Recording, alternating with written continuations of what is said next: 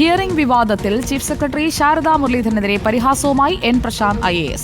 Supreme കോടതിയേക്കാൾ ശക്തി chief സെക്രട്ടറിക്കെന്ന് ഫേസ്ബുക്ക് പോസ്റ്റ്. അച്ചടക്ക നടപടിയിൽ തന്റെ ഭാഗം 6 മാസമായി കേട്ടില്ല.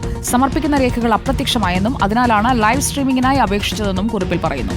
ഇന്ന് വൈകിട്ട് ഹിയറിംഗ് നടക്കാനിരിക്കെയാണ് പ്രശാന്ത് IASന്റെ പരിഹാസം. TV പ്രസാദ് നമുക്കൊപ്പം. TV പ്രസാദ്, ഹിയറിംഗിന് മണിക്കൂറുകൾ മാത്രം ശേഷിക്കുമ്പോഴും എൻ പ്രശാന്ത് വെടിനിർത്തുന്നില്ല അല്ലേ?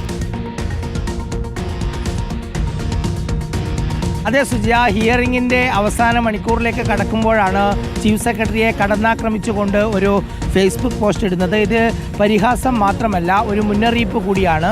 അതായത് ഹിയറിംഗ് കഴിഞ്ഞാൽ താൻ നിയമ നടപടികളുമായി മുന്നോട്ട് പോകുമെന്നും ഇവിടെ ലൈവ് സ്ട്രീമിംഗ് അനുവദിച്ചില്ലെങ്കിൽ സെൻട്രൽ അഡ്മിനിസ്ട്രേറ്റീവ് ട്രിബ്യൂണലിൽ എല്ലാം ലൈവാണ്, അവിടെ എല്ലാം ലൈവാണ്. അതോടൊപ്പം ഹൈക്കോടതിയിലും ലൈവാണ്, സുപ്രീം കോടതിയിലും ലൈവാണ്.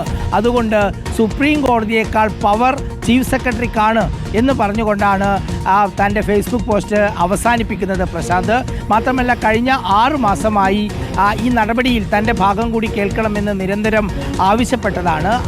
ആവശ്യപ്പെട്ട ഘട്ടത്തിലൊന്നും അനുവദിക്കാൻ തയ്യാറായില്ല. ഇപ്പോൾ സന്മനസ് കാണിച്ചതിൽ നന്ദിയുണ്ടെന്നും പ്രശാന്ത് പറയുന്നു. അതോടൊപ്പം തന്നെ എന്തുകൊണ്ട് ലൈവ് സ്ട്രീമിങ്ങിന് താൻ ആവശ്യപ്പെട്ടു എന്നതിൻ്റെ കാരണമായി പ്രശാന്ത് പറയുന്നത്, താൻ പരാതികൾക്കൊപ്പം പലവിധ രേഖകളും കൊടുത്തിട്ടുണ്ട്. അതെല്ലാം അപ്രത്യക്ഷമാകുന്ന സാഹചര്യത്തിലാണ് ലൈവ് സ്ട്രീമിംഗ് വേണം എന്ന് ആവശ്യപ്പെട്ടിരിക്കുന്നത് എന്നതാണ് പ്രശാന്ത് പറയുന്നത്. ഒരു കാര്യം ഉറപ്പാണ് സുജയ, ഇതിവിടം കൊണ്ട് തീരില്ല. ഇനിയിപ്പോൾ ഇന്ന് ഹിയറിംഗ് അവസാനിച്ചാലും സെൻട്രൽ അഡ്മിനിസ്ട്രേറ്റീവ് ട്രിബ്യൂണൽ, ഹൈക്കോടതി, സുപ്രീം കോടതി തുടങ്ങിയ തലങ്ങളിലേക്ക് എൻ പ്രശാന്ത് പോകാൻ തന്നെയാണ് സാധ്യത എന്നാണ് ഈ ഫേസ്ബുക്കിൻ്റെ വരികൾക്കിടയിലൂടെ വായിക്കുമ്പോൾ മനസ്സിലാവുന്നത്.